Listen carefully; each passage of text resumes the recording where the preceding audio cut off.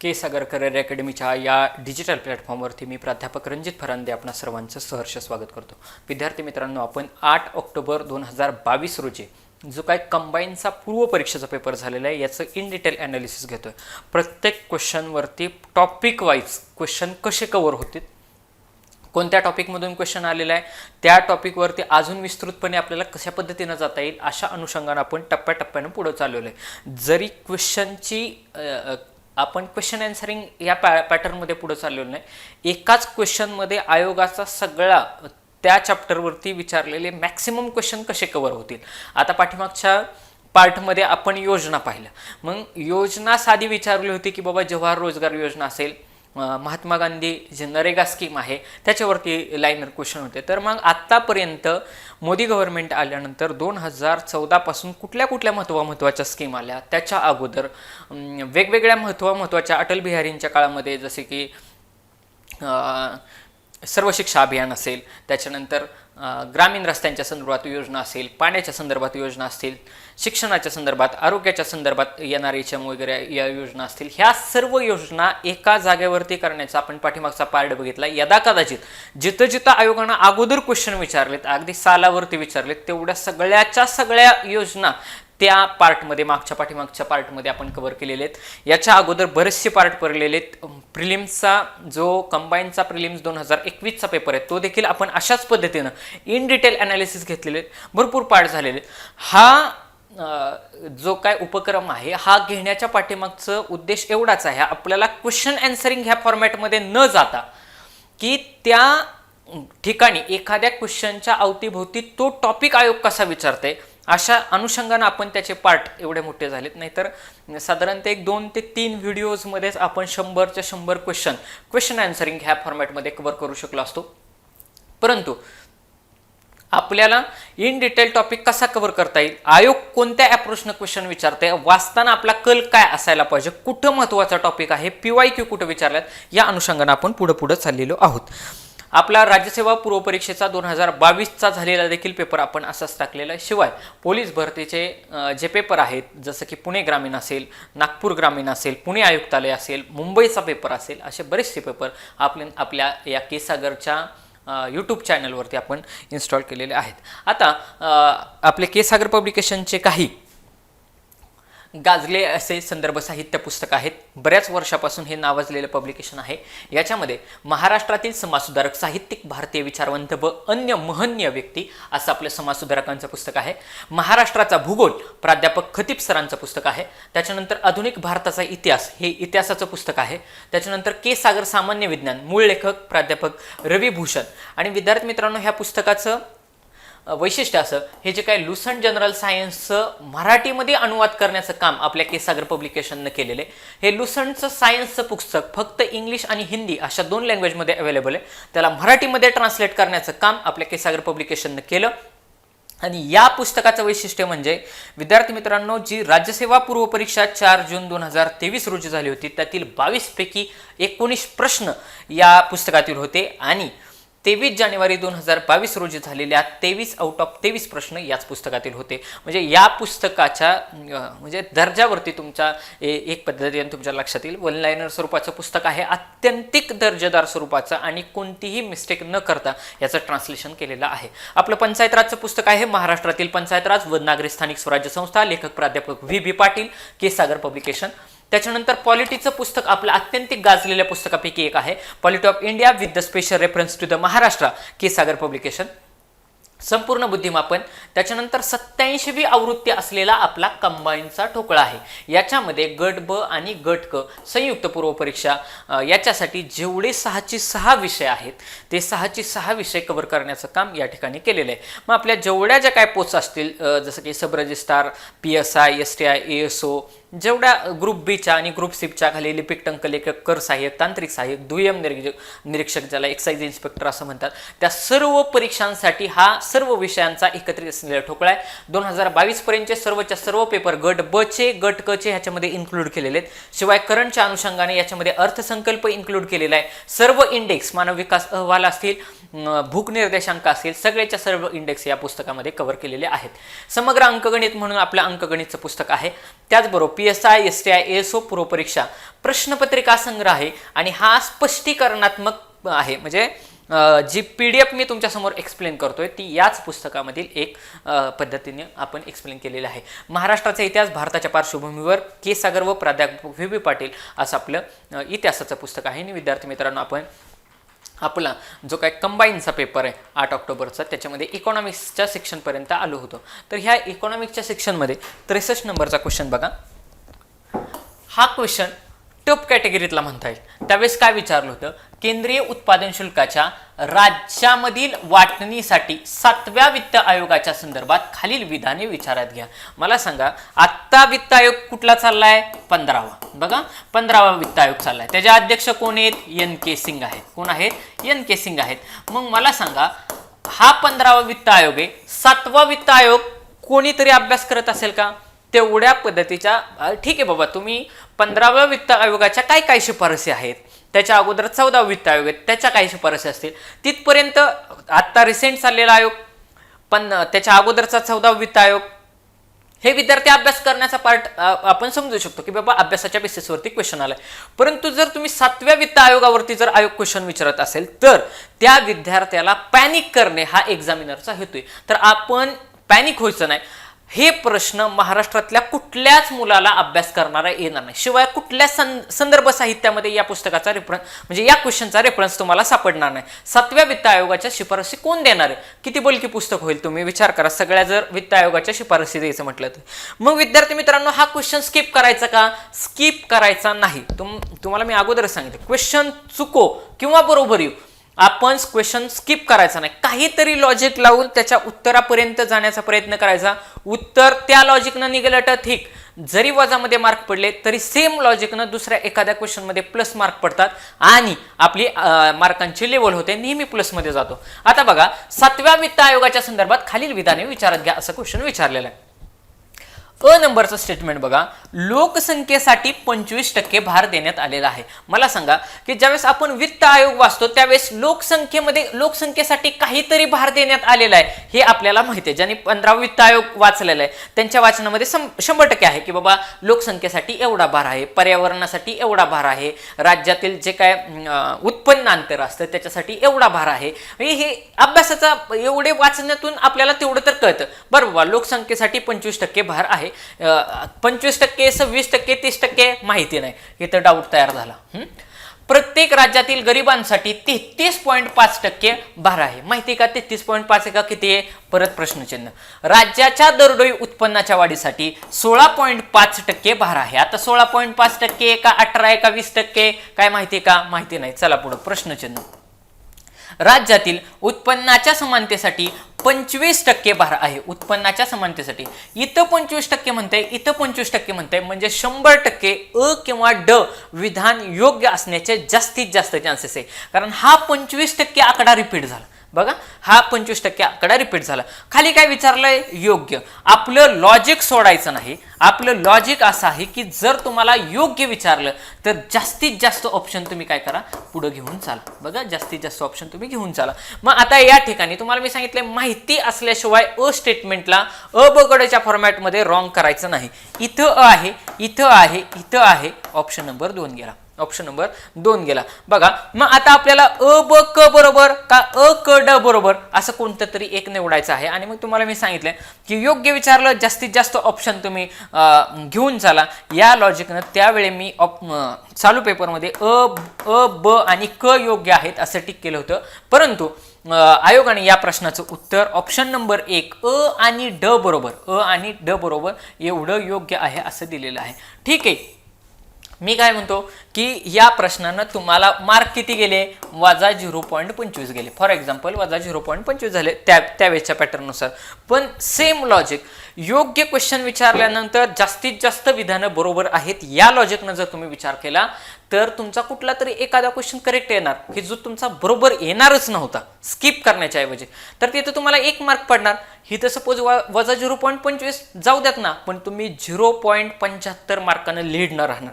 त्यामुळे लीडचा काय विचार करायचा की कशा पद्धतीनं, त्यामुळे क्वेश्चन स्किप करण्यापेक्षा काही ना काही लॉजिक लावून तिथपर्यंत जाता येतंय का अशा अनुषंगानं आपण कायम विचार केला पाहिजे.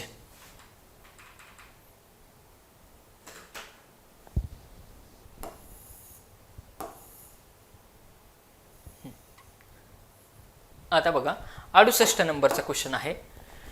ऑलरेडी आपण ह्याचं डिस्कशन पण घेतलेलं आहे. रूरकेला, भिलाई आणि दुर्गापूर येथे सार्वजनिक क्षेत्रातील 3 मोठे स्टील प्रकल्प, ज्याला पोलाद प्रकल्प आपण असं म्हणतो, कोणत्या पंचवार्षिक योजनेच्या दरम्यान करण्यात आले. आणि तुम्हाला मी अगोदरच सांगितलं की ह्याचं लक्षातच ठेवायचं 2, 4, 6. 2च्या वेळी हे 3 झाले. कुठले कुठले? रूरकेला, भिलाई, दुर्गापूर. 4थ्याच्या वेळी बोकारो, बघा 4थ्याच्या वेळी बोकारो. 5व्याच्या वेळी सेलम, तामिळनाडू. त्याच्यानंतर विशाखापट्टणम, हा व्हिजार्ड सील साठी तयार झाला. ही 2री, 4थी आणि 6वी. मग दुसऱ्या पंचवार्षिक योजनेमध्ये पाठीमागचेच लेक्चर तुम्ही माझे पार्ट बघा, त्याच्यामध्येच मी एक्सप्लेन करून सांगितलंय. दुसऱ्यामध्ये 3 झाले, रूरकेला, भिलाई आणि दुर्गापूर. आणि 4थ्यामध्ये बोकारो झाला, 6व्यामध्ये सेलम झाला. या एवढ्याच टॉपिक वरती आयोगानं वारंवार फिरून फिरून प्रश्न विचारलेत. अगदी प्रश्न असे पण विचारलेत की ह्यांचे ठिकाण सांगा, की रूरकेला कुठं आहे, भिलाई कुठं आहे, दुर्गापूर कुठं आहे. अशा पद्धतीने क्वेश्चन त्या ठिकाणी विचारलेले आहेत. मग आता बघा, आपल्याला ह्या प्रश्नाचं उत्तर कळलं की दुसरी पंचवार्षिक योजना सरळ सरळ हा अभ्यासाचा भाग होता. क्वेश्चन कसा चुकायला नव्हता पाहिजे, म्हणजे क्वेश्चन बरोबर येण्याचे चान्सेस पाहिजे होते, अभ्यासाचा पार्ट होता. मग आता दुसरी पंचवार्षिक योजना आपल्या स्पष्टीकरणामध्ये या ठिकाणी दिलेली आहे. बघा, दुसरी पंचवार्षिक योजना 1956 ते 1961 या कालावधी दरम्यान झालेली आहे. तुम्ही 2019चा कंबाईनचा पेपर काढून बघा, त्याच्यामध्ये अगदी एवढ्या लेवलला बेसिक प्रश्न विचारला की पहिल्या पंचवार्षिक योजनेचा कालखंड सांगा. म्हणजे तुम्हाला ह्या पंचवार्षिक योजनेचे कालखंड माहिती असणं अपेक्षित आहे. मग आता ह्या 56 मधून जर 5 वजा केले तर किती येतात? 51. म्हणजे 1951 ते 1956. बघा, 1951 ते 1956 हा पहिल्या पंचवार्षिक योजनेचा कालखंड आहे. मग दुसरी पंचवार्षिक योजना कधी? 56 ते 61. अशा पद्धतीनं सगळ्या पंचवार्षिक योजनांचा कालखंड तुम्हाला माहिती असणं अपेक्षित आहे असं आयोग म्हणतं. कारण क्वेश्चन तिथं विचारलेत. जसा योजनेचा कालावधी किंवा वर्ष तुम्हाला माहिती असणं अपेक्षित आहे, तशी ती योजना कोणत्या प्रतिमानावरती अवलंबून आहे, कोणत्या प्रतिमानावरती डिपेंड आहे हे देखील आपल्याला माहिती असायला पाहिजे. म्हणजे PC महालनोबिस यांचं प्रतिमान त्या ठिकाणी वापरलेलं आहे आणि आयोगाने ह्याच्यावरती ऑलरेडी PYQ विचारलेला आहे. आणि ह्याच्या अगोदर एक क्वेश्चन असा विचारलाय की हे जे काय महालनोबिस आहेत, ह्या महालनोबिस यांचं प्रतिमान दुसऱ्या पंचवार्षिक योजनेसाठी वापरलं आणि पहिल्या पंचवार्षिक योजनेसाठी हेरॉल्ड डोमर यांचं प्रतिमान त्या ठिकाणी वापरण्यात आलं. आणि आयोगानं क्वेश्चन विचारले की पहिल्या पंचवार्षिक योजनेसाठी आपण खालीलपैकी टिंबटिंब यांच्या प्रतिमानाचा वापर केला. आणि मग खाली हे सगळे PC महालनोबिस असतील, हेरॉल्ड डोमर असेल, अशोक मानेंद्रुद्रा असं गंगाधरन गाडगीळ अशा ऑप्शन त्यांनी आयोगानं फ्रेम केलेले आहेत. म्हणजे पहिली पंचवार्षिक योजना हेरॉल्ड डोमर यांचं प्रतिमान वापरलं होतं, ऑलरेडी आयोगानं क्वेश्चन विचारलेला आहे.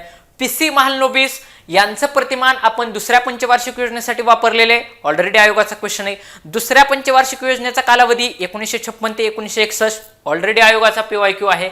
मग आता ह्या दुसऱ्या पंचवार्षिक योजनेमध्ये काय काय लक्ष ठेवण्यात आले, तर योजना काळामध्ये बाबा मेन म्हणजे उद्दिष्ट असं ठेवण्यात आलं की अवजड आणि पायाभूत उद्योगांचा विकास करणे, असं या ठिकाणी आपल्यात मेन लक्ष ठेवलेलं लक्षात येतं. कारण जी पहिली पंचवार्षिक आहे योजना आहे त्याच्यामध्ये कृषी वरती भर देण्यात आला आणि दुसऱ्या पंचवार्षिक योजनेमध्ये उद्योगावरती भर देण्यात आला. बघा, पहिली पंचवार्षिक योजना याच्यामध्ये कृषीवरती भर देण्यात आला, दुसऱ्या पंचवार्षिक योजनेमध्ये उद्योगावरती भर देण्यात आला आणि जी तिसरी पंचवार्षिक योजना आहे याच्यामध्ये ह्या दोघांचं कॉम्बिनेशन केलं, म्हणजे कृषी व उद्योग यांच्यावरती तिसऱ्या पंचवार्षिक योजनेमध्ये भर देण्यात आला. आणि त्याच्यानंतर मग युद्ध लागलं, त्याच्यामुळं ते प्रतिमानं चेंज होत गेले. आता सगळं सांगायचं पंचवार्षिक योजना म्हणजे त्याला बराच वेळ लागेल, अगदी 2-3 तासांचा विषय आहे तो.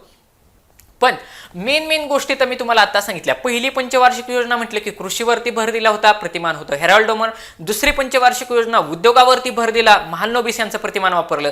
तिसरी पंचवार्षिक योजना कृषी आणि उद्योगावरती भर दिलं. मग याच्यात दुसरी पंचवार्षिक योजना म्हटलं की पायाभूत सुविधांचा विकास करा असं महालनोबिस यांनी सांगितलं. पीसी महालनोबिस यांनी सांगितलं की तुम्ही स्टील प्लांट उभारा आणि त्यांनी काय करा की जास्तीत जास्त आपली लोक कामाला लागतील आणि संपत्तीतील विषमता दूर होऊन काय होईल, त्या ठिकाणी समान पैशाचं वाटप होईल, दारिद्र्य नष्ट होईल, अशा पद्धतीनं ही आहे. मग आता वैशिष्ट्य काय, तर वैशिष्ट्य असं की आपल्याला मेन काय, आयोग कुठे क्वेश्चन विचारतात तिथं पॉईंट करायचे. ह्या रशियाच्या मदतीनं आपण भिलाई या ठिकाणी, कुठं आहे भिलाई, छत्तीसगड. ऑलरेडी हे तिन्ही पॉईंट आयोगाने क्वेश्चन मध्ये PYQ मध्ये विचारलेले आहेत. रशियाच्या साह्याने, बघा कोणाच्या साह्याने, रशियाच्या साह्याने भिलाई या ठिकाणी, भिलाई कुठं आहे, छत्तीसगड मध्ये आहे. छत्तीसगड मधल्या भिलाई या ठिकाणी रशियाच्या साह्याने आपण पोलाद प्रकल्प उभारला. तसेच पश्चिम जर्मनीच्या, कोणाच्या, पश्चिम जर्मनीच्या साह्याने रूरकेला कुठं आहे, रूरकेला ओडिसा. ओडिसामधल्या रूरकेला इथं पश्चिम जर्मनीच्या साह्यानं आपण दुसरा पॉवर प्लांट, स्टील प्लांट उभारला. आणि जो तिसरा आहे कुठला, भिलाई, जो दुर्गापूर आहे तो दुर्गापूर आहे पश्चिम बंगालमध्ये, त्याला ग्रेट ब्रिटननं सहाय्य केले. ऑलरेडी आपले पॉईंट झाले. ग्रेट ब्रिटनच्या मदतीनं, ग्रेट ब्रिटन म्हणजे काय, त्याला आयोग कदाचित इंग्लंड असं पण म्हणू शकतं. ह्या ब्रिटनच्या मदतीनं किंवा इंग्लंडच्या मदतीनं हा दुर्गापूर या ठिकाणी, दुर्गापूर कुठे आहे, पश्चिम बंगालमध्ये. पश्चिम बंगालमध्ये असलेल्या दुर्गापूर या ठिकाणी, बघा पश्चिम बंगालमध्ये असलेल्या दुर्गापूर या ठिकाणी कोणाच्या साह्यानं, ग्रेट ब्रिटन म्हणजे इंग्लंडच्या साह्यानं त्या ठिकाणी पोलाद प्रकल्प उभारण्यात आला. अशा ह्या तिन्ही पॉईंटवरती आयोगानं आतापर्यंत कमीत कमी 5-6 प्रश्न विचारले असतील ह्या 2-3 लाईनवरती. त्याच्यामुळे मेन अभ्यासाचा पार्ट कुठे, तो सगळ्यात पहिल्यांदा अगोदर संपवायचा. त्याच्यानंतर जर आपण पहिली पंचवार्षिक योजना वाचली असेल तर तुमच्या असं लक्षात येईल की ह्या सिंद्री या ठिकाणी पहिला, सिंद्री कुठे आहे, झारखंडमध्ये, पहिला खत प्रकल्प काढला होता. आयोगानं क्वेश्चन विचारलाय की पहिला खत कारखाना भारतातील कुठे सुरू करण्यात आला, सिंद्री या ठिकाणी करण्यात आला. आणि दुसऱ्या पंचवार्षिक योजनेमध्ये दुसरा खत कारखाना नानगल पंजाब येथे नव्यानं खत कारखाना सुरू करण्यात आला. मग आता हे नानगल पंजाब मध्ये आहे, हे कसं लक्षात ठेवायचं, आपलं भाकरा नांगल धरण आहे ना, कुठल्या नदीवरती, सतलज नदीवरती. भाकरा नांगल धरण हे जे काय सतलज नदीवरती धरण आहे त्यातला नानगल कुठं आहे, ऑलरेडी पंजाबचा पार्ट आहे. या पंजाबच्या पार्टमध्ये काय करण्यात आलं, खत प्रकल्प त्या ठिकाणी तयार करण्यात आला. त्याच्यानंतर चित्तरंजन पश्चिम बंगालमध्ये या ठिकाणी रेल्वे इंजिनाचा कारखाना सुरू करण्यात आला. इथं कन्फ्युजन करायचं नाही. रेल्वे डब्यांचा कारखाना तो वेगळा आहे, तो खाली दक्षिणेकडे. आणि हा पश्चिम बंगालमध्ये चित्तरंजन या ठिकाणी रेल्वे इंजिनाचा कारखाना त्या ठिकाणी उभारण्यात आला. आणि बाकी मग शेती आणि वाहतुकीच्या क्षेत्राचा विकास करण्यासाठी वेगवेगळ्या सामुग्रीचा वाढ देण्याकडे, लक्ष देण्याकडे त्या ठिकाणी भर देण्यात आला.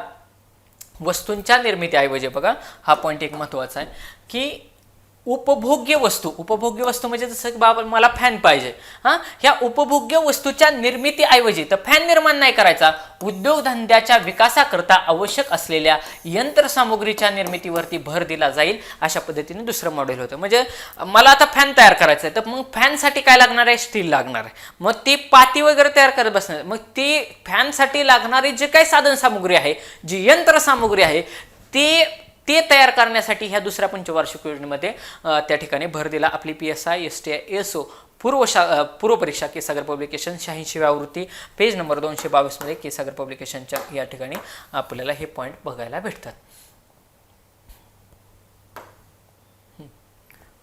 आयोगाचा एक आवडता टॉपिक आहे ते म्हणजे लोकसंख्या धोरण 2000चं. बघा जो आपला सप्टेंबर महिन्यामध्ये, आय थिंक 4 सप्टेंबर 2000 2021ला 4 सप्टेंबर 2021ला जे काही कंबाईनची पूर्वपरीक्षा झाली होती त्याच्यामध्ये पण सेम क्वेश्चन ही लोकसंख्या धोरण आहे 2000 सालचं. ह्या 2000 सालच्या लोकसंख्येच्या धोरणावरती क्वेश्चन विचारण्यात आला होता. बघा म्हणजे हे अत्यंतिक महत्वाचं आहे. खालीलपैकी कोणते राष्ट्रीय लोकसंख्या धोरण 2000चे उद्दिष्ट नाही म्हणते नाही. नाही म्हटलं की बारकाव्याने वाचायचं. मग आता थोडे आपण पॉइंट बघू की जे काही राष्ट्रीय लोकसंख्या धोरण आहे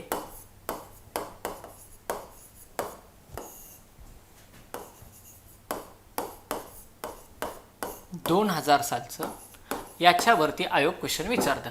मग ह्याच्यामध्ये 3 पॉइंट आहेत महत्वाचे. बघा ह्याच्यामध्ये 3 पॉइंट आहेत महत्वाचे. ते म्हणजे तातडीचे उद्दिष्ट, दुसरं आहे मध्यम ज्याला मिडल टर्म असं म्हणतात, आणि एक दीर्घकालीन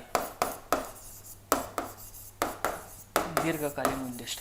अशी आपल्याकडं 3 गोल ठरवण्यात आले. बघा 3 गोल, एक तातडीचं उद्दिष्ट, मध्यम उद्दिष्ट आणि दीर्घकालीन उद्दिष्ट. याच्यावरती आयोग क्वेश्चन विचारतं म्हणजे विचारतं. जेवढे मी फक्त 2-4 पॉइंट बोर्डवरती लिहिलं का नाही त्याच्यावरती आयोगानं क्वेश्चन विचारलेत आणि त्याच्यावरती फिरून आयोग काय करत असं क्वेश्चन विचारतं. मला सांगा हे राष्ट्रीय लोकसंख्या धोरण आहे किती सालचं आहे? 2000 सालचं. 2000 साल म्हणजे 24 वर्ष पाठीमागं जावा. पाठीमागं गेल्यानंतर तुमच्या लक्षात येईल त्यावेळेस दवाखान्याच्या सोयी नव्हत्या. बघा त्यावेळेस दवाखान्याच्या सोयी नव्हत्या. त्याच्यामुळे सगळ्यात प्रायोरिटी गोष्ट काय होती की बाबा जे काय आरोग्याच्या सोयी सुविधा असतील त्या तातडीनं काय करायचं, त्या आरोग्याच्या पायाभूत सुविधा उभारणे. बघा आरोग्याच्या म्हणजेच काय, हॉस्पिटल उभारणे. पण आयोग तसं फिरवून त्या लँग्वेजमध्ये विचारतं आरोग्याच्या संदर्भात असणाऱ्या पायाभूत सुविधांचा विकास करणे. पायाभूत सुविधा म्हणजेच काय उभारणे हो, की आरोग्याच्या संदर्भात ज्या काय पायाभूत सुविधा असतील म्हणजे बाबा ज्या आता फॉर एक्झाम्पल आपल्या इथं ग्रामीण भागामध्ये प्राथमिक केंद्र असतात, प्राथमिक आरोग्य केंद्र असतात, तालुका पातळीवरती वेगळं आरोग्य केंद्र असतं. म्हणजे हे जे काय आरोग्य केंद्र वेगवेगळ्या ठिकाणी उभारले पाहिजे. काही आशा असतात बघा, त्या आशांना प्रशिक्षण दिलं पाहिजे. ही जी काय तातडीची गोष्ट आहे बघा, तातडीची काय की पहिल्यांदा तुम्ही आरोग्याच्या संदर्भात पायाभूत सुविधा उपलब्ध करा. म्हणजे पहिल्यांदा प्राथमिक आरोग्य केंद्र काढा, त्या ठिकाणी एखादा डॉक्टर बसवा, एखाद्या 1-2 आशा तिथे बसवा, नर्स ठेवा, लोकांना दवाखान्यात गेलं पाहिजे त्यासाठी प्रवृत्त करा. त्यावेळेस लोक सांगू शकतात की पार भरमसाठ लोकसंख्या वाढली नाही पाहिजे, आपलं कुटुंब मॅनेज झालं पाहिजे, अशा पद्धतीनं. त्याच्यानंतर मिडल टर्म गोल काय होतं, तर मिडल टर्म गोल होतं हे कधीचं साल काय आहे, 2000 साल. ह्या 2000 सालमध्ये 2 आकडा आहे का नाही त्याच्यावरून आलं होतं हम दो आणि हमारे दो. हे मी तसंच लक्षात ठेवले. म्हणजे लहान कुटुंब पद्धती. बघा लहान कुटुंब पद्धतीचा स्वीकार करण्यात आला. लहान कुटुंब पद्धतीचा स्वीकार ठिकाणी करण्यात आला. लहान कुटुंब पद्धती म्हणजे काय त्याच्यावरती पण आयोगानं क्वेश्चन विचारलाय. हम दो म्हणजे 2 मुलांपर्यंत, 2 मुले. लक्षात कसं ठेवायचं, हम दो हमारे दो, हम दो हमारे दो. म्हणजे 2 मुलांपर्यंत अपत्य झाली पाहिजे अशा पद्धतीचा स्वीकार कुठल्या लोकसंख्या धोरणामध्ये आला, तर तो 2000 सालच्या लोकसंख्या धोरणामध्ये आला. इथं आयोग क्वेश्चन विचारतं. आणि त्याच्यानंतर तुम्ही बघा 3 मुलं झाले तर त्यांचं रेशन कार्ड बंद, म्हणजे त्यांना रेशनिंग भेटत नाही, काय भेटत नाही, ह्या सगळ्या गोष्टी पुढं कालांतरानं गव्हर्नमेंटनं आणल्या. म्हणजे लहान कुटुंब पद्धतीचा स्वीकार केला पाहिजे. त्याच्यानंतर माता मृत्यू ज्या काय होतात, ह्या माता मृत्यू हे साधारणतः 100 पेक्षा कमी आणायचं, 100 पेक्षा कमी आणायचं एवढं टार्गेट ठेवण्यात आलं. पण ह्या माता मृत्यू हा दर 1 लाखामध्ये माता मृत्यू मोजला जातं, एवढं कायम लक्षात ठेवायचं. दर 1 लाख माता मृत्यूमध्ये 100 पेक्षा त्याचं प्रमाण कमी आणायचं. मग हे 100 पेक्षा प्रमाण कधी येईल, ज्या वेळेस आरोग्याच्या पायाभूत सुविधा उभारल्या जातील, ज्यावेळेस ज्या काही डिलिव्हरी होतात ह्या हॉस्पिटलमध्ये झाल्या पाहिजेत, त्या घरी झाल्या की महिला मरण्याचं प्रमाण वाढणार. परिणामी ह्या माता मृत्यूचं प्रमाण काय होणार, वाढणार. ते 100च्या पुढे जाणार. परिणामी जर प्रसूती एखाद्या चांगल्या तज्ञ व्यक्तीकडून, जर हॉस्पिटलची सोय नाही भेटली तर बाबा चांगले आशा असेल किंवा ज्या ग्रामीण भागामध्ये दाई असतात ज्यांना बाबा काहीतरी प्रशिक्षण भेटले, अशा प्रशिक्षित व्यक्तीकडूनच ही प्रसूती झाली पाहिजे असं या लोकसंख्या धोरणाचं वैशिष्ट्य होतं. आणि दीर्घकालीन धोरणावरती आयोगानं खूप वारंवार क्वेश्चन विचारलाय आणि तो म्हणजे की हे जे काही दीर्घकालीन धोरण आहे 2045 पर्यंत, किती 2000 साल नीट लक्षात ठेवा, 2045 पर्यंत लोकसंख्या स्थिर करणे, लोकसंख्या स्थिर करणे म्हणजे लोकसंख्या स्थिर झाली पाहिजे. हे कुठल्या सालापर्यंत? 2045 सालापर्यंत लोकसंख्या स्थिर झाली पाहिजे. आणि मेन्सला शक्यतो ह्या मध्यम ज्या काय क्वेश्चन आहे, मध्यम ज्या काय लोकसंख्या धोरणातली जी काय वैशिष्ट्ये याच्यावरती वारंवार आयोग काय करतं, क्वेश्चन विचारताना दिसतं. मग ह्यातले दोन तर हे लक्षातच ठेवायचे, कुठले? दीर्घकालीन आणि तातडीचं. दीर्घकालीन मध्ये 2045 मध्ये लोकसंख्या स्थिर झाली पाहिजे आणि तातडीच्या मध्ये आरोग्याच्या पायाभूत सुविधा उभारायच्या, एवढं दोन लक्षात ठेवायचं. मध्ये हम दो हमारे दो, माता मृत्यू 100 पेक्षा कमी झाली पाहिजे, बालमृत्यू साधारणतः 30च्या घरात आले पाहिजे. हे महत्वाचे पॉईंट आहेत. मग आता आपण क्वेश्चनकडे येऊ. बघा, खालीलपैकी कोणते राष्ट्रीय लोकसंख्या धोरणाचे उद्दिष्ट नाही असं म्हणताय? बघा, खालीलपैकी कोणते उद्दिष्ट नाही? बालमृत्यूचे प्रमाण कमी करणे, तुम्हाला मी आता सांगितलं बालमृत्यूचं प्रमाण कमी झाले पाहिजे, 100% उद्दिष्ट आहे. मला नाही विचारलंय त्याच्यामुळे हे येणार नाही. त्याच्यानंतर सार्वत्रिक लसीकरण, मला सांगा हे लोकसंख्या धोरण हे आरोग्याच्या संदर्भात आहे का नाही? पहिलंच तुम्हाला मी काय सांगितलं की आरोग्याच्या तातडीनं काय करायच्या सुविधा, पायाभूत सुविधा उभ्या करायच्या, म्हणजे त्याच्यामध्ये लसीकरण येईल का? 100% येणार. बर, चला पुढं. गरीब मुलांसाठी मध्यान्ह आहार भोजन योजना, मला सांगा ह्या लोकसंख्येचा आणि ह्या भोजनाचा काहीतरी संबंध आहे का? मध्यान्ह आहार भोजन योजना, ज्याला मिड डे मील स्कीम म्हणतात, बऱ्याच वेळा आयोगाने क्वेश्चन हा विचारलाय. तर मिड डे मील जी काय स्कीम आहे, तर ह्या मिड डे मील स्कीमची तारीख आयोगाने विचारली 15 ऑगस्ट, म्हणजे भारताच्या स्वातंत्र्य दिनी. साल आहे 1995. बघा, साल आहे 1995. 1995 ला 15 ऑगस्ट 1995 ला हे मिड डे मील स्कीम म्हणजे मध्यान्ह आहार भोजन योजना किंवा मध्यान्ह भोजन योजना चालू केली. का चालू केली? की बाबा कुपोषणाचं प्रमाण कमी झालं पाहिजे, बाबा शाळेमध्ये दुपारचं जेवायला भेटतं, या अनुषंगानं जी गरीब घरची मुलं आहेत जे शाळेपासून वंचित राहतील, घरचे म्हणतील जा बाबा तिकडे शाळेत जेवायला, शाळेत गेल्यावरती शाळेत जेवण भेटतंय, या उद्देशानं जर ते शाळेत आले तर शाळेत आल्यानंतर त्यांना काही ना काहीतरी शिकाय भेटेल, परिणामी आपला साक्षरता दर पण वाढेल. दुसरी गोष्ट, त्यांना तिथं चांगल्या पद्धतीचं जेवण भेटेल. आता आपण बघता खिचडी भेटते ज्याच्यामध्ये डाळीचं प्रमाण आहे, मग डाळ भेटल्यामुळे त्या मुलांना प्रोटीन भेटेल, प्रोटीन भेटलं तर त्यांचं जास्तीत जास्त वाढ होईल, विकास होईल, म्हणजे त्यांचं आरोग्याची समस्या पण जाईल. त्याच्यानंतर भूक, बळी, उपासमार ही जी काय गोष्ट होती तीही त्या मुलांच्या बाबतीत होणार नाही. आणि तिसरी गोष्ट, भारताचं त्यांना शिक्षण भेटल्यामुळे ते साक्षर होतील, त्याचा परिणाम त्यांच्या वैयक्तिक विकासाला होईल आणि भारताचा विचार केला तर साक्षरता दरामध्ये वाढ होईल. हे सर्व उद्दिष्ट ह्या मध्यान्ह म्हणजे खूप चांगल्या पद्धतीने खूप विचार करून त्या ठिकाणी ती स्कीम राबवलेली आहे. आणि आता तुम्हाला माहिती आहे की ती शाळेमध्येच आता खिचडी भात बनवला जातो. आम्ही ज्यावेळेस शाळेमध्ये होतो तर ह्या स्कीमच्या अंडर आम्हाला 3-3 किलो तांदूळ त्या ठिकाणी भेटायचा आणि नंतर आता मग ते तांदूळ बंद झालं, आता शाळेमध्येच खिचडी भात भेटतो. मग आता ही जी काही स्कीम आहे ती लोकसंख्या धोरणाशी संबंधित येत नाही. त्याच्यामुळे या प्रश्नाचं उत्तर राष्ट्रीय लोकसंख्या धोरणाचं उद्दिष्ट नसलेले कुठले? गरीब मुलांच्या मध्यान्ह भोजनाचा योजना.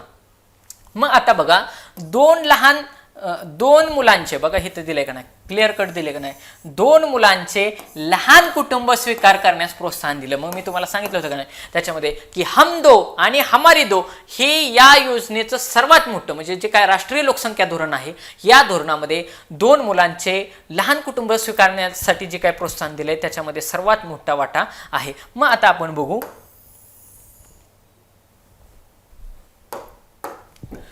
लोकसंख्या धोरण, राष्ट्रीय धोरण 2000चे एक कुटुंब 2 मुले या परिमाणावर आधारलेले लोकसंख्या विषयक धोरण 2002 भारत सरकारने घोषित केले आणि सन 2045 पर्यंत लोकसंख्या स्थिर करण्याचा उद्देश या धोरणाने ठरवण्यात आला.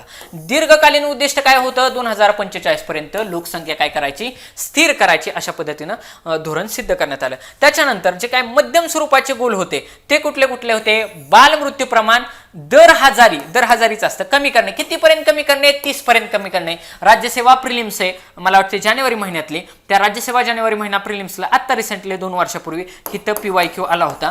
की इथं 30 आकडा हा दिला होता, 20 का 30 आकडा दिला होता, असं फिरवलं होतं. लक्षात ठेवायचं पाठांतराचा भाग आहे की बालमृत्यू 30 पर्यंत आणणे हे सरळ 2000 लोकसंख्या पाठच असले पाहिजे. कारण वारंवार इथं या पॉइंटला क्वेश्चन आयोगाने विचारलंय की बालमृत्यू 30 पर्यंत कमी आणणे हे उद्दिष्टच आहे. त्याच्यामुळं ते आपल्याला माहितीच पाहिजे. बालमृत्यू 30 वर, माता मृत्यूचे प्रमाण, माता मृत्यू तुम्हाला मी सांगितलं 1 लाखाच्या आसपास असते. 100 पेक्षा काय कमी करायचे. बालमृत्यू 30 पेक्षा कमी करायचे, माता मृत्यू 100 पेक्षा कमी करायचे आणि 80% प्रसूती ही दवाखाने, रुग्णालय आणि तत्सम वैद्यकीय संस्थांमधून प्रशिक्षित सेवक वर्गाच्या देखरेखीखाली पार पडतील अशी स्थिती निर्माण करणे. 80% म्हटलंय बरं का. इथं आयोग काय करतं, आयोगानं जिथं MCQ फसवलाय तो हिथं फसवलाय.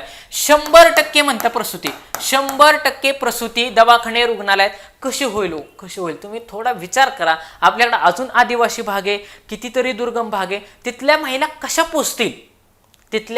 कशा पोचतील दवाखान्यापर्यंत किंवा सुशिक्षित व्यक्तीकडं किंवा प्रशिक्षित व्यक्तीकडं. त्याच्यामुळं प्रसूती ही दवाखान्यातच होईल, रुग्णालयातच होईल किंवा वैद्यकीय संस्थांमध्ये 100% प्रसूती होईल असं आपण 100% सांगू शकत नाही. त्याच्यामुळं आयोग काय करतं, इथलं 80% काढतं आणि तिथं 100% देतं आणि म्हणतं खालीलपैकी कुठली विधानं बरोबर आहे. वाचण्याच्या ह्याच्यामध्ये आपल्याला ते बरोबर वाटतं 100% दवाखान्यामध्ये प्रसूती झाली पाहिजे. हा ठीक आहे, कारण आपण राहतो पुण्यात, कोण मुंबईमध्ये प्रिपरेशन करतो, म्हणजे मेट्रो सिटीमध्ये आपण प्रिपरेशन करतो. मग आपल्याला असं वाटतं की यार सगळं डेव्हलप झालंय. नेहमी गावाकडे जाऊन थोडे आदिवासी खेडेपाडे ह्याच्याकडे जाऊन आपण विचार केला पाहिजे की बाबा खरंच 100% भारतामध्ये प्रसूती दवाखान्यांमध्ये, रुग्णालयांमध्ये करणं शक्य का? करणं शक्य नाही. आयोगाने इथं वारंवार फिरून प्रश्न विचारलेला आहे की ही 80%च आहे, 100% नाही, हे या ठिकाणी लक्षात ठेवलं पाहिजे. एक कुटुंबामध्ये 2 मुले म्हणजे हम दो आणि हमारे दो या पद्धतीचा त्या ठिकाणी स्वीकार केला पाहिजे. जेवढे ह्या लोकसंख्या धोरणामध्ये महत्त्वाचे पॉईंट होते तेवढे मी सांगितलेले आहे. अजून महत्त्वाचे पॉईंट ह्याच्यामध्ये असे आहेत,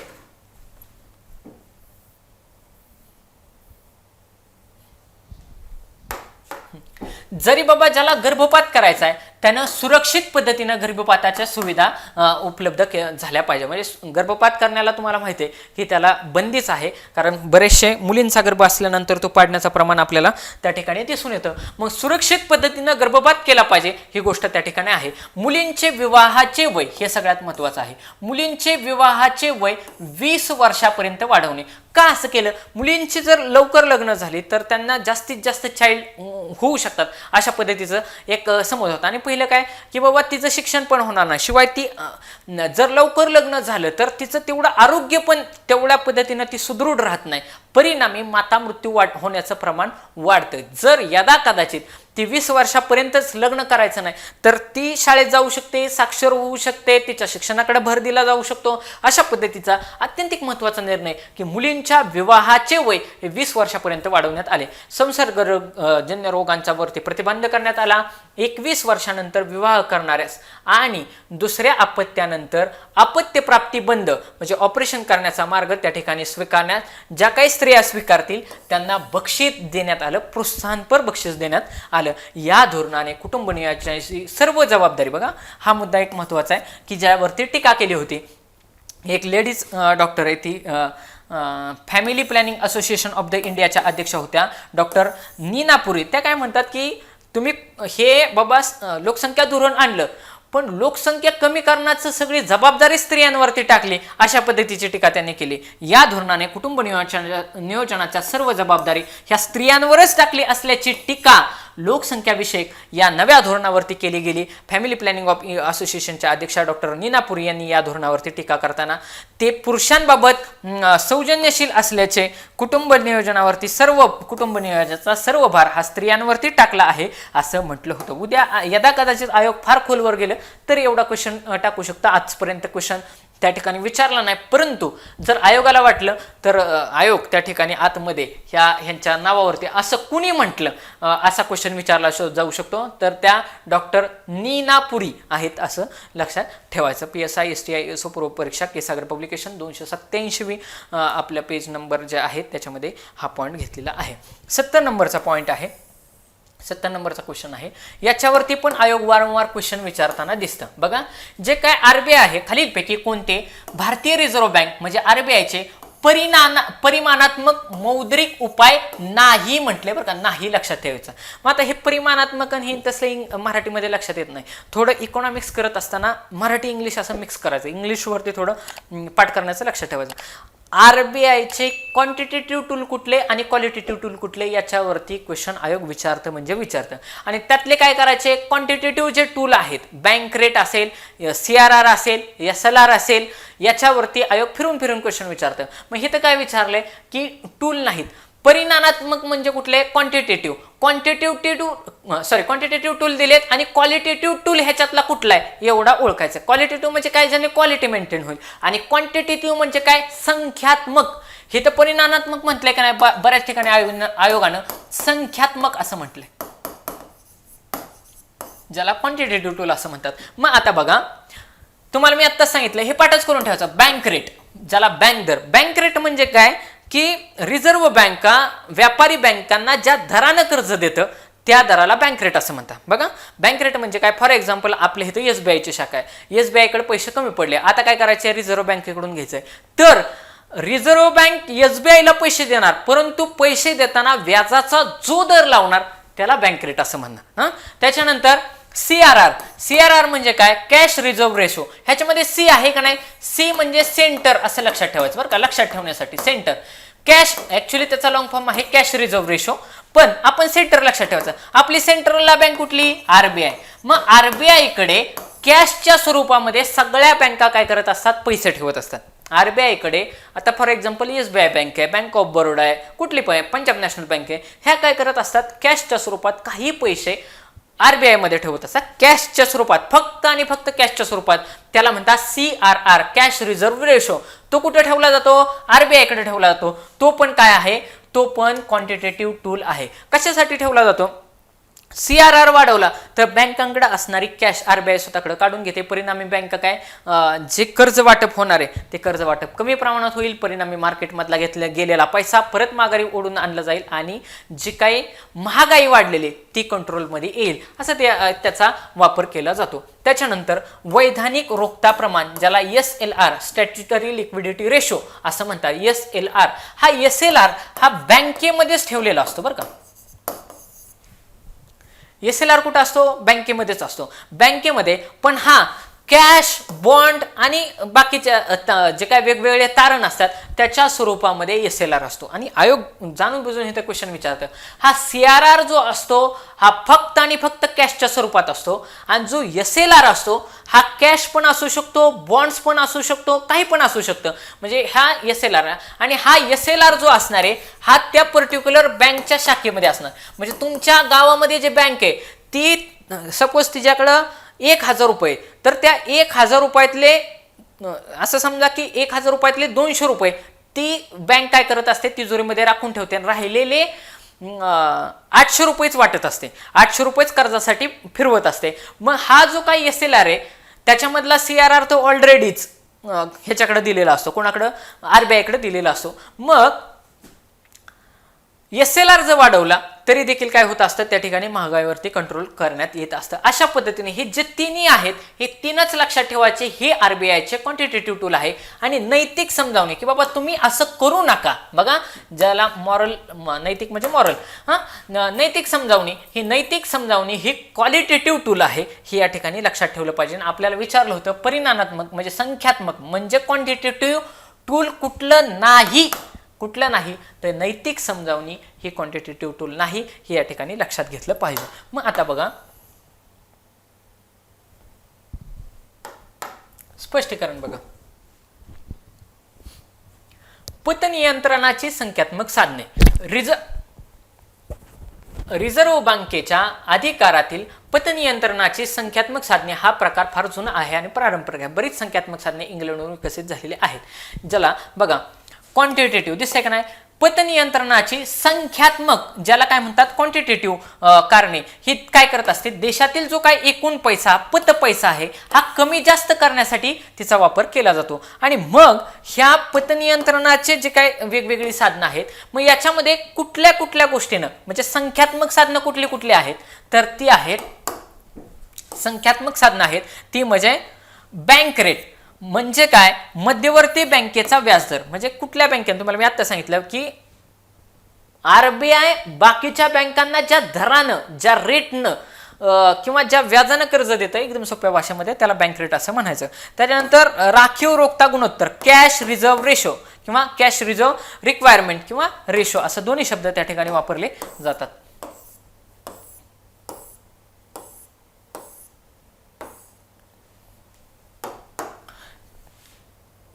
त्याच्यानंतर स्टॅच्युटरी लिक्विडिटी रेशो SLR बदलणे, ही बाकी काय आहे, रिझर्व्ह बँकेची ही आहेत क्वांटिटेटिव्ह म्हणजे संख्यात्मक साधनं आहेत.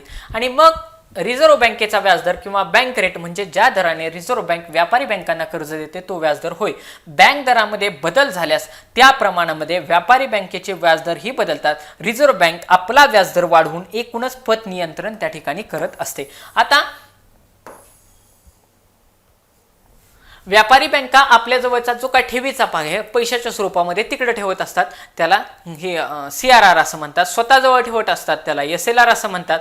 आणि मग याच्यामध्ये वेगवेगळ्या पद्धतीच्या सुधारणा त्या ठिकाणी घडून आल्या.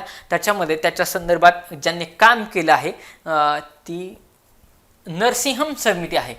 नरसिंह समिती, पाठीमागच यांचं निधन झालं. 1991 आणि 1997 अशा 2 समित्या त्यांच्या आल्या होत्या. आयोगाने हे तर क्वेश्चन विचारलेलं आहे बरं का. त्याच्यामुळं नरसिंहम समिती ही जे काय ही बँकांच्या संदर्भात आहे एवढं लक्षात ठेवायचं बरं का. बँका ज्या काय डबघाईला आल्या होत्या ह्यांना स्थिर कसं करता येईल ह्याच्यावरती ह्या व्यक्तीनं काम केलं. अत्यंतिक महत्त्वाच्या हे 91च्या शिफारसी आणि 97च्या शिफारसी महत्त्वाच्या आहेत आणि त्या आपल्याला लक्षात घेतल्या पाहिजेत. अभ्यासाचा भाग आहे. तुम्ही त्या शिफारसी इकॉनॉमिक्सचा अभ्यास करत असताना अभ्यासनं खूप जास्त गरजेची गोष्ट आहे. मग नरसिंह समिती 1991ची, नरसिंह समिती 1997ची, याच्यामध्ये ह्या समितीनं, नरसिंह समितीनं कोणत्या कोणत्या शिफारसी केल्या हे आपल्याला अभ्यासलं पाहिजे. आयोगानं याच्यावरती वारंवार फिरून क्वेश्चन विचारलेला आहे. ओके, पुढचा क्वेश्चन. थोडा पॉइंट राहिला ह्याच्यातला.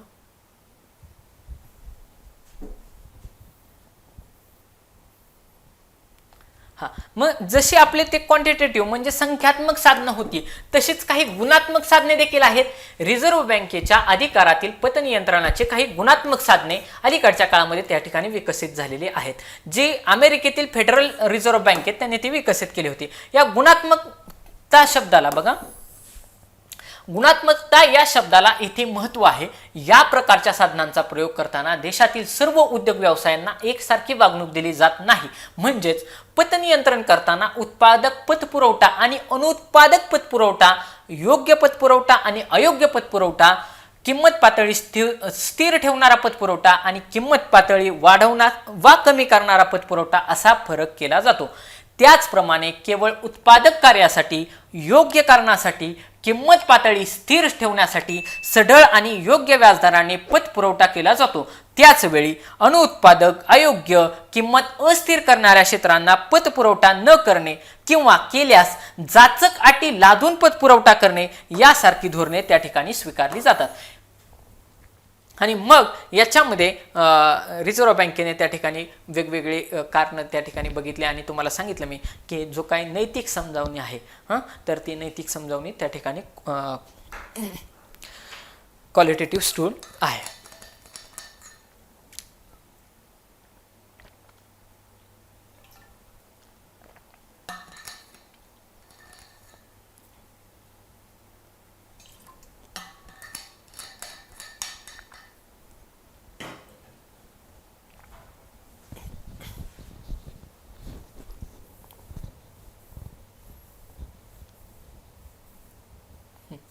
अशा पद्धतीनं जो काय इकॉनॉमिक्सचा पोर्शन होता तो त्या ठिकाणी संपलेला आहे. आता बघा सायन्सचा पोर्शन आहे. सायन्सचे क्वेश्चन त्या ठिकाणी आपण फास्ट पद्धतीने घेऊ शकतो. खालीलपैकी कोणत्या पदार्थाची औष्मिक प्रवाहकता, ज्याला थर्मल कंडक्टिव्हिटी असं म्हटलेलं आहे, थर्मल कंडक्टिव्हिटी, सर्वात जास्त थर्मल कंडक्टिव्हिटी कोणाची आहे, म्हणजे हिट कोणाकडून सगळ्यात जास्त, लाकडाकडून हिट वाहते का, विषयच गेला. काचेकडून जाते का, ऑप्शन गेला. आलो 50-50 वरती. ॲल्युमिनियम की चांदी, तर तुम्ही लक्षात घ्या चांदी ही, ह्या चांदीची थर्मल कंडक्टिव्हिटी सगळ्यात जास्त आहे, हे या ठिकाणी लक्षात घेतलं पाहिजे. त्याच्यानंतर 72 नंबरचा क्वेश्चन, बऱ्याच विद्यार्थ्यांचं ह्या 72 नंबरच्या क्वेश्चनमध्ये कन्फ्युजन होतं आणि त्यांना असं वाटतं की रॅटिनाच याचं उत्तर असेल, तर याचं उत्तर कॉर्निया आहे. लक्षात घ्या, पातळ पडद्याद्वारे प्रकाश डोळ्यामध्ये प्रवेश करतो, म्हणजे आपल्या डोळ्यात प्रकाश जिथून इन्सर्ट होतो, बघा जिथून प्रकाश इन्सर्ट होतो तो डोळ्याचा पार्ट कोणता. मानवी डोळा याच्यावरती आयोग वारंवार क्वेश्चन विचारताना त्या ठिकाणी आपल्याला दिसतं. मानवी डोळ्यावरती क्वेश्चन विचारतात, त्याच्यामुळे हे आयरिस काय, रॅटिना काय, पिप्युल काय, कॉर्निया काय हे आपल्याला माहिती असणं अपेक्षित गोष्ट आहे. मग लक्षात ठेवायचं, आता पाठच करून टाकायचं असलं की पातळ पडद्याद्वारे प्रकाश डोळ्यामध्ये प्रवेश करतो त्याला म्हणतात कॉर्निया. त्याला काय म्हणतात? कॉर्निया. तुम्ही ह्या ठिकाणी बघा, अतिशय चांगल्या पद्धतीची डायग्राम या ठिकाणी दिलेली आहे. मग कॉर्निया कुठला पार्ट आहे? बघा, हे म्हणते का नाही पारपटल. पारपटल हे बाहेरचं जे काय दिसते का, पारपटल. पारपटल आणि आयोगाने बघा पारपटल दिलंय का? पारपटल दिलेलं आहे. पारपटल म्हणजेच त्याला कॉर्निया असं म्हणतात. हिथून प्रकाश आतमध्ये येईल ना, हे सगळ्यात बाहेरचं आवरण आहे. हे सगळ्यात बाहेरचं आवरण आहे. ह्या बाहेरच्या आवरणालाच कॉर्निया म्हणजे पारपटल असं म्हणतात. आणि मग त्याच्या पाठीमागचं बाकीचं काय काय काय काय काय काय आहे. त्याच्यामुळं एक गोष्ट तुम्ही एक करा की हा मानवी डोळा अभ्यास करत असताना तुम्ही इंग्लिशचा जास्तीत जास्त वर्डचा वापर करा. कारण आयोगाचं तुम्ही आता हे बघा, म्हणजे त्याने ऑप्शन बघा, ऑप्शन बघितल्यानंतर तुमच्या लक्षात येईल आयरिस, पिप्युल, रॅटिना आणि कॉर्निया. ज्यांनी मराठीमध्ये केले त्याला सगळं माहिती असतं. मी काय म्हणतो, त्याला माहिती आहे पातळ पडद्याद्वारे प्रवेश डोळ्यामध्ये आतमध्ये प्रवेश करतो त्याला पारपटल असं म्हणतात. हां ठीक आहे, पण काय पारपटल इंग्लिशमध्ये काय म्हणायचं? त्याच्यामुळे काही क्वेश्चनची उत्तरं म्हणजे मानवी डोळा आहे तुम्हाला इंग्लिशमध्ये करणं अपेक्षित आहे. म्हणजे मानवी डोळा याच्यावरती असं क्वेश्चन त्या पद्धतीने विचारलेला आहे. आता बघा, जेवढं एक्सप्लेनेशन आपल्याला बघता येईल तेवढं बघू. मानवी डोळा म्हणजे ह्युमन आय हे कॅमेऱ्यासारखे असतात.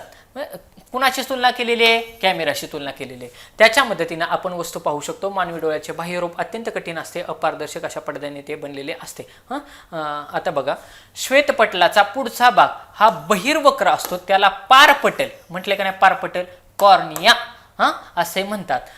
नेत्रदानाच्या वेळी म्हणतात, नेत्रदानावेळी हा भाग दिला जातो म्हणजे पारपटल कॉर्निया त्या ठिकाणी म्हणतात. बघा, मी काय तुम्हाला काय म्हटलं की पारपटल हे बेसिक विद्यार्थ्यांना पारपटल, मला वैयक्तिक त्या ठिकाणी मला पटकन स्ट्राईक झालं होतं की पारपटल, पण पारपटलला रॅटिना म्हणणार की कॉर्निया म्हणणार ह्या दोन ऑप्शनमध्ये मी कन्फ्यूज झालो आणि त्यावेळेस मी रॅटिना मार्क केलं होतं, पण माझं उत्तर चुकलं होतं. ह्या प्रश्नाचं उत्तर कॉर्निया आहे. शेवटी चुकलेले प्रश्न हे जास्तीत जास्त काळ लक्षात राहतात, म्हणून तर टेस्ट सिरीज ज्या असतात त्या सारख्या सारख्या द्यायच्या असतात, जेणेकरून चुका आपल्या कुठल्या होतात. जे वाचतोय ते जर चुकत असेल तर 100% आपल्याला काम करायला टेस्ट सिरीजच्या माध्यमातून सापडतं.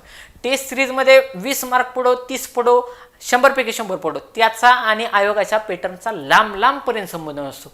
पण बाबा जिथं मी वाचतोय तिथलं माझं चुकतंय का ह्याचं जर परफेक्ट ॲनालिसिस करायचं असेल तर त्यासाठी टेस्ट सिरीज ही अत्यंत उपयुक्त अशी गोष्ट असते.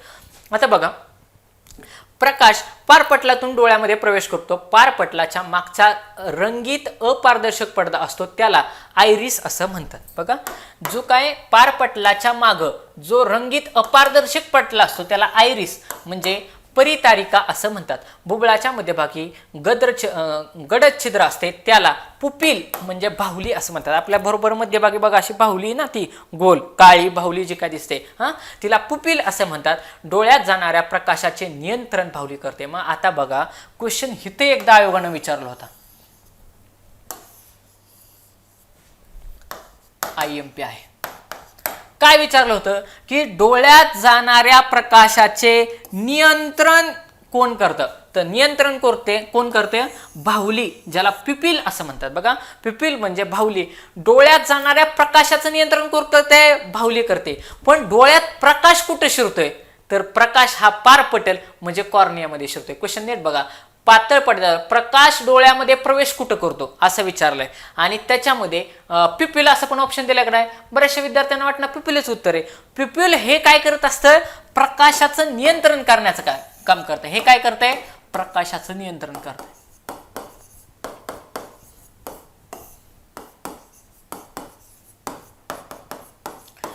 प्रकाशाचं नियंत्रण करण्याचं काम पिप्युल करतं आणि प्रकाश प्रवेश कुठं करतोय? तर प्रवेश कॉर्निया मार्फत करतोय. एवढं लक्षात ठेवायचं. म्हणजे कॉर्नियामध्ये प्रवेश करणार प्रकाश आणि त्याच्यानंतर प्युपिलमध्ये त्या प्रकाशाचं काय केलं, प्युपिल म्हणजे बाहुलीमध्ये त्या प्रकाशाचं नियंत्रण केलं जाणार.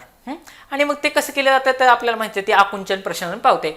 जर जास्त प्रकाश डोळ्यामध्ये गेला तर बाहुली आपोआपच आकुंचन म्हणजे कॉम्प्रेस पावते, तर अपुऱ्या प्रकाशात म्हणजे अंधारात ती आपोआपच प्रसरण म्हणजे एक्सपांड पावते. अशा पद्धतीनं त्या ठिकाणी एक्सप्लेनेशन आपल्या बुकमध्ये दिलेलं आहे.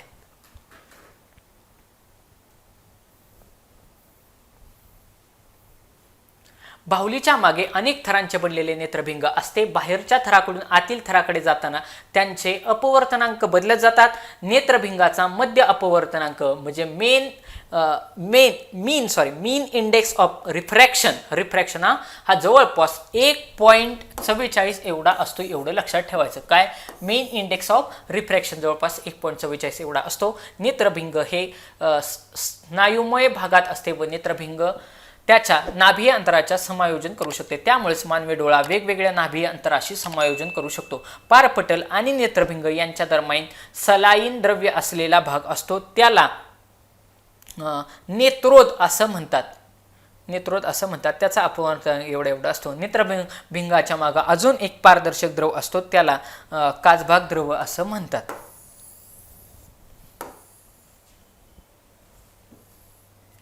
हे पटल प्रकाशाचे अवशोषण करते आणि आंतरिक परिवर्तनाची क्रिया घडवते. रंजित पटलाच्या आत डोळ्याचा सर्वात आतील भाग पारदर्शक पटल ज्याला रॅटिना असं म्हणतात.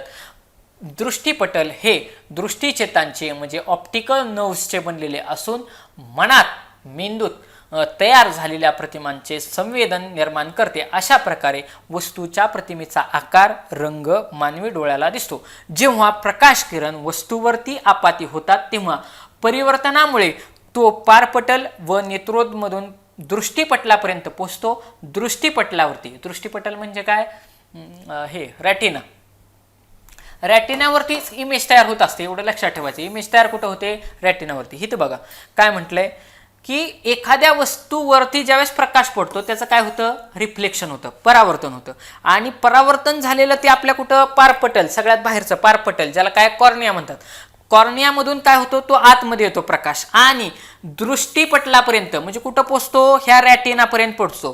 कॉर्नियावरती पडतो आणि आतमध्ये रॅटिनावरती तो काय होतो, अपवर्तन झालेला. म्हणजे सपोज आता मी कॅमेरासमोर बोलतोय, तुम्ही मला पाहताय, माझ्यावरती जो प्रकाश आहे तो रिफ्लेक्ट होतोय. त्याच्यामुळे मी हे रेड कलरचा टी शर्ट घातलाय, तुमच्या लगेच लक्षात येते. पण तो रेड कलरचा टी शर्ट आहे, हे सुरुवातीला कॉर्नियातून प्रकाश आतमध्ये जातोय. त्याच्यानंतर पाठीमाग एकदम लास्टला कोणी रॅटिना आहे ज्याच्यावरती इमेज तयार होणार आहे, त्या रॅटिनापर्यंत तो पोहोचवला जातो आणि त्या रॅटिनावरती वस्तूची वास्तव परंतु कशी उलटी प्रतिमा तयार होत असते, हे या ठिकाणी लक्षात ठेवलं पाहिजे बरं का.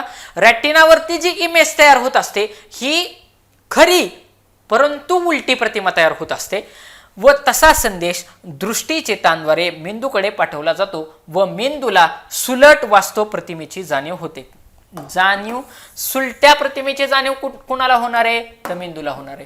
आणि मेंदूला हे लक्षात ठेवायचं, रॅटिनावरती म्हणजे दृष्टीपटलावरती नेहमी उलटी प्रतिमा तयार होते आणि मेंदूला सुलट वास्तव प्रतिमेची जाणीव होत असते. म्हणजे हे तर वास्तव प्रतिमा होतेच, वास्तव प्रतिमा रॅटिनावरती तयार होते परंतु उलटी होते आणि मेंदूमध्ये सुलटी प्रतिमा तयार. आता मेंदूला शेवटी फायनल प्रतिमा तयार करायची, त्यामुळे मेंदूला सुलट आणि वास्तू प्रतिमेची जाणीव होते. दृष्टीचेता दृष्टीपटलावर ज्या ठिकाणी छेद करून मेंदूकडे जातात त्या ठिकाणच्या जागेचा प्रकाश काही परिणाम होत नाही. या जागेला ब्लाइंड स्पॉट असं म्हणतात. म्हणजे काय म्हणतात, ब्लाइंड स्पॉट असं म्हणतात. दृष्टीपटलावरती म्हणजे रॅटिनावर मध्यभागी पिवळ्या रंगाचा एक बिंदू असतो ज्याला पीतबिंदू, येलो स्पॉट असं म्हणतात. येथे तयार होणारी प्रतिमा ही ठळक व डिस्टिंक्टिव्ह असते. मानवी निरोगी डोळ्याचे सुस्पष्ट दृष्टीचे लघुत्तम अंतर हे 25 सेंटीमीटर व दुसऱ्या वस्तूसाठी ते अनंत म्हणजे इन्फिनिटी असते. या ठिकाणी लक्षात घेतलं पाहिजे. आपलं के सागरचं तुम्हाला मी जे सांगितलं ना, सायन्सचं बुक आहे त्याच्यामधून हे पॉईंट घेतलेले आहेत आणि हा पॉईंट ऑलरेडी आयोगानं IMP आहे PYQ मध्ये विचारलेला आहे की निरोगी डोळ्यासाठी सुस्पष्ट दृष्टीचे लघुत्तम अंतर किती आहे, तर ते आहे 25 सेंटीमीटर. मला आता आठवते रिसेंटली 2022चा किंवा 2023चा, आय थिंक 22चा ग्रुप सीचा जो काय पेपर आहे या ग्रुप सीच्या पेपरमध्ये हे 25 सेंटीमीटर हे सुस्पष्ट दृष्टीचे लघुत्तम अंतर, हे निरोगी डोळ्यासाठी 25 सेंटीमीटर अंतरावरती आपल्याला सगळ्यात व्यवस्थित धरलेलं आहे. 25 सेंटीमीटर अंतर आहे हे आपल्याला ह्या ठिकाणी क्वेश्चनमध्ये विचारलेलं आहे. विद्यार्थी मित्रांनो, के सागर सामान्य विज्ञान प्राध्यापक रवी भूषण यांच्या पुस्तकातून हा पॉईंट घेतलेला आहे. तर तुम्हाला हे जर लेक्चर आवडले नक्की लाईक करा, तुमच्या विद्यार्थी मित्रांपर्यंत शेअर करा, जास्तीत जास्त के सागर करिअर अकॅडमीला सबस्क्राईब करा. धन्यवाद.